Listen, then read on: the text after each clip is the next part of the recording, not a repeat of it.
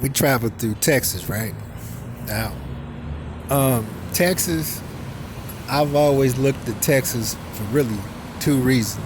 One, when Eddie Murphy made Delirious, he made a joke. He said, "Don't go to Texas; it'll fuck you up." And another one for the Ghetto Boys, Fifth Ward, Texas, Texas, Texas. You know, all them jams they made. All right, so we getting off the bus. You know, you go in, you gotta use the restroom, you use the restroom. Buy you something, you buy you something. So, these was some pretty white women, and they was built in a way that I thought I had saw every way possible that a white woman could be built. They put white women in the Midwest to fucking shame on how they was built. So I could tell that for rightful reasons they run too fond of black people. I got that, a lot of times,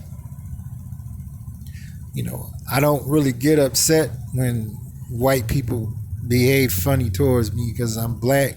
You know why? I don't know. I might have mentioned it in one of my videos, but if I didn't, I'm gonna mention it now. Remember I told you my video I made called Fake Ass Family Members? I told you my second oldest brother. You know what he did? Him and another guy would wait outside with machine Uzi BB guns and stick up white people. So I don't take it personal when white people get nervous of seeing a black person. I don't.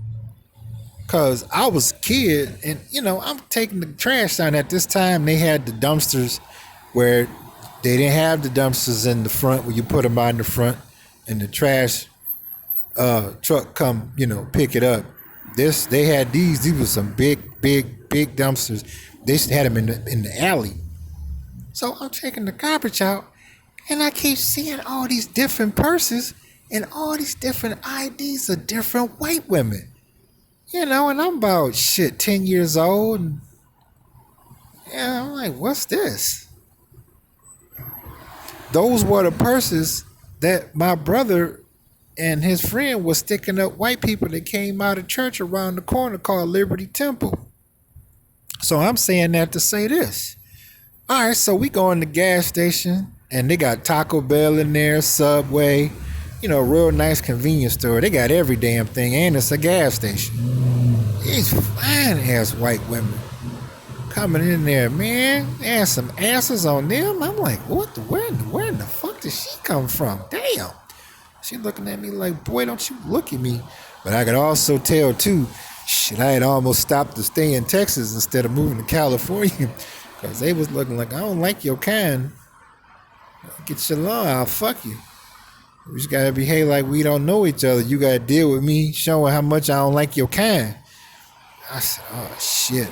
And there was one. She was sitting there looking like, yep, my pussy don't stink. I don't have a period. Nothing stinks on me, ever. And she was so motherfucking fine. I was like, seeing them kind of white women, I said, man, I understand why white men marry certain white women, because these were some fine ass white women. They just made it clear that they didn't like black people. And I was like, okay, coming from where I come from, my old stupid ass brother robbing your kind where they coming out of the church. So, okay, it's fine. So we went on and, I left. I was cool. So what ended up happening, let's see, it took me 3 days coming from Michigan to California to get here because the bus was messed up. Because, I got to tell y'all about this one. This was one of the ones where Chris Rock said in Bring the Pain, he said, you don't have to worry about the white man being racist towards you. He said, you know who really hates your ass? Old black man Tommy, or some name he used. He was right. This brother, he was wheelchair bound. You could tell, I guess, before he started getting real fucked up and high, it fucked his face up. And like I said, a lot of Latino women, Mexican women, shit, just women's of all different nationalities getting on the bus. So two different, a bunch of them came and sat by me. And this one came and sat by me. She really couldn't speak English that well. She spoke her native language fluently very well. So she was asking me questions, make sure she got on the right bus and whatnot. You know, she didn't want to get stranded. Make a long story short, he'd be like, hey, he gonna say, hey, why don't you get off your phone? That's rude and everything. Turn your phone and quit talking. And she looked at him like, nigga. And she went on and ignored him and started talking to this other guy. I call him old ass hateful Tommy. And then old Bruce Lee, Chinese man, he got mad because the women's was coming and sat next to me. He looked like, I'm related to Bruce Lee and I'm gonna beat your ass, motherfucker.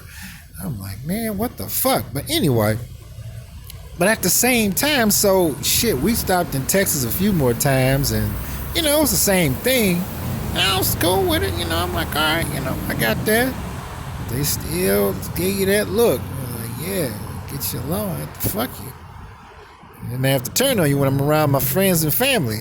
And I'm like, well, okay, all right. And it's sad that when you ride, see, I've rode Greyhound before and I really didn't want to do it again, but it was a matter of spending a whole lot of money. I ain't too wild about flying and shit.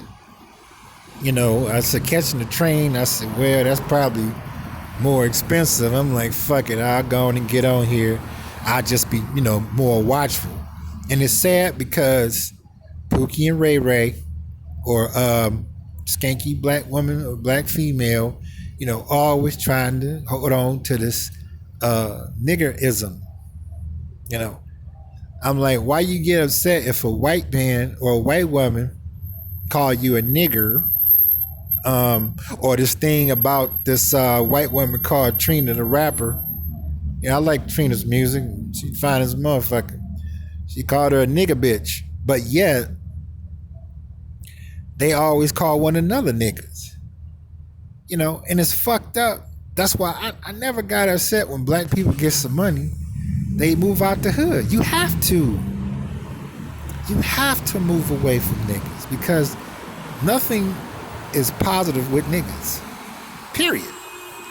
First of all, they always want to blame the white man, who is not trying to stop them, And I'm just like, okay, so let me get this right. You're mad because, let's see, when am I going to see, like, okay, when I was on the bus, okay, just in general, from the time, like, leaving Michigan, it's usually, it was this one white woman got on. And I like when she was going to sleep because she'll go to sleep and turn around and put her ass right in my direction so I could see. And she had on them see-through stir-up spandex pants.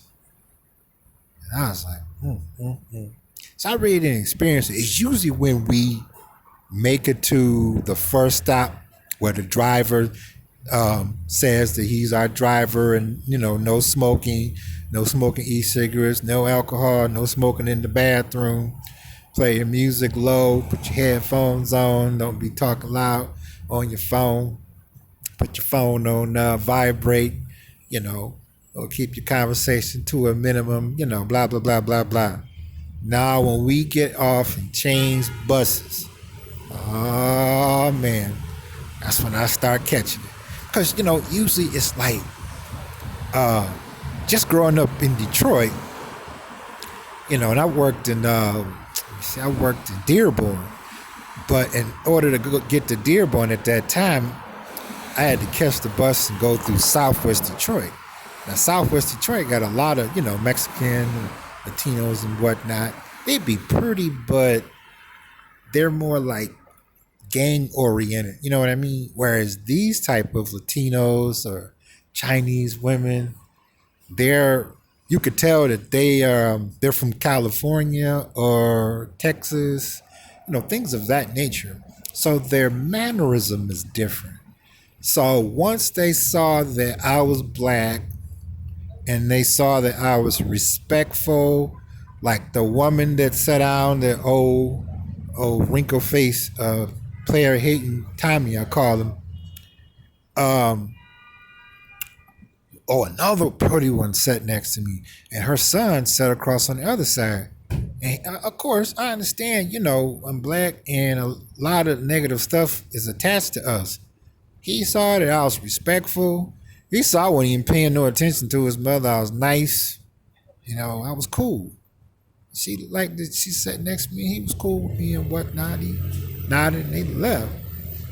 So all this time, let's see, yep, Pookie and Ray Ray was on the bus.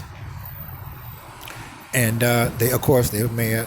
And then this other one, he looked like Prince, may he rest in peace.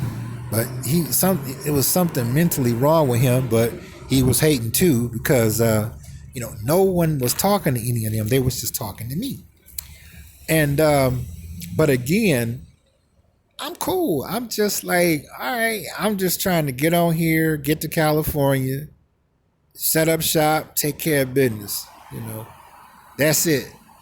And you always got to go through some bullshit with niggas hating all the time, And I'm just like, well, you're the worst on the planet.